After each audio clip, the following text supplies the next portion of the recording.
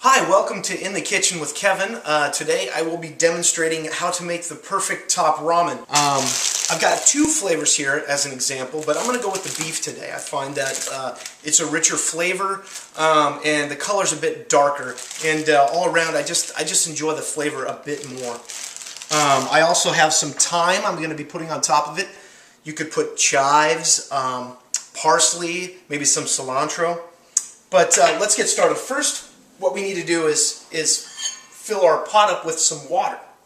I like to use a fairly large pot because I like the noodles to be covered completely by the time I start cooking. I just eyeball it. You don't really need to measure anything out. You think you got enough water?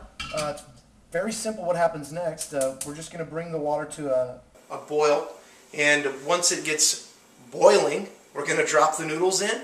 And I like to do mine a little al dente, kind of slightly crunchy. And so all we got to do now is wait for the water to come to a boil. Home cooking at its best is what it's called, though.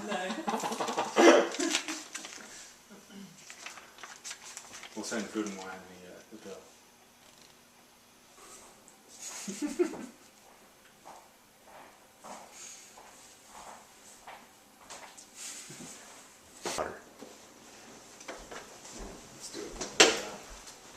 Check your watch. Score mode. Look again.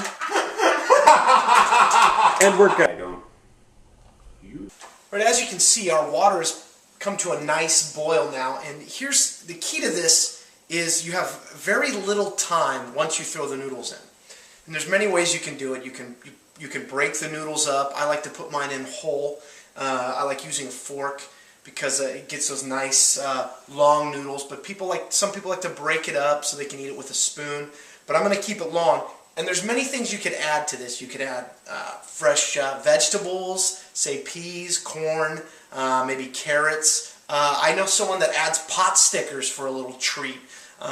It makes the house smell to high heavens, though. So really quickly, I'm just going to toss the whole brick of ramen noodles in. And I usually wait a couple of beats here. It doesn't take long at all. So the noodles are starting to absorb the water here, and they're already becoming pliable, if you will. So I think the noodles are perfect here. And here's another kind of disputed procedure with the ramen. Some people like a lot of juice. Some people like none at all. It's really up to you. So I like mine about halfway, so I'm just going to pour a little bit of the water out here. And if you look, I've just kind of left enough water to just cover the noodles. Alright, so now it's time. We'll go over to the stove and we'll add the seasoning. The beef flavored seasoning. And again, this is all preference. You could put the entire pack in. Like I love me some salt, so I'm putting the entire pack in. But you know, you could put half in, put a little bit in, and then give it a couple of stirs. Really get that rich broth going in the bottom of the pan.